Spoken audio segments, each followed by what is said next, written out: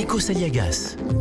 Eh oui, c'est l'heure du coup d'œil à l'international, Nikos, avec Vincent Hervouette. Bonjour Vincent Hervouette. Bonjour à tous. Scandale au Canada, le Premier ministre Justin Trudeau est accusé d'avoir voulu faire pression sur la justice. Comment ça ? Justin Trudeau est plus féministe qu'une journaliste de Marie-Claire. C'est un défenseur des peuples autochtones du Canada. Et il était doublement fier quand il a nommé ministre de la Justice une Amérindienne. Aujourd'hui, il se mord les doigts des deux mains d'avoir fait confiance à Jody Wilson-Raybould et surtout de l'avoir virée. Car elle raconte que le Premier ministre, son conseiller, 10 membres du cabinet l'ont harcelé cet automne pour qu'elle intervienne dans un dossier judiciaire. Elle parle de pression inappropriée, de menaces voilées. Et au remaniement, début janvier, elle a été nommée ministre des anciens combattants. Alors passer de garde des Sceaux à gardienne de cimetière n'est pas une promotion. Elle a donc claqué la porte. Il y a 3 semaines, elle a déballé l'histoire dans un journal.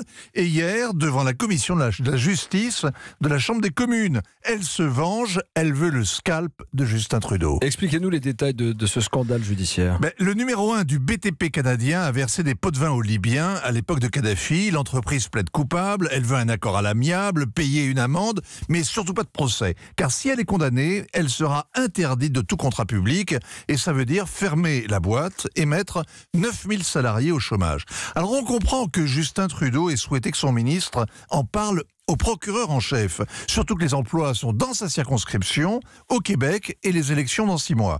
Il prétend qu'il n'a rien exigé. Elle dénonce une tentative d'ingérence politique dans le cours de la justice. Alors si vous pensez que c'est une tempête dans un verre d'eau glacée, c'est que vous ne connaissez pas le Canada. C'est un ouragan dans un magasin de cerf-volant. Avec Justin Trudeau, le Canada, c'est le meilleur pays au plan moral du monde entier. Ce n'est plus une nation avec des intérêts, des emplois à défendre, c'est un temple de la vertu, un exemple pour tous, un Vatican, mais sans le péché ni la confession. L'opposition réclame la démission immédiate du Premier ministre. Les Gilets jaunes vocifèrent.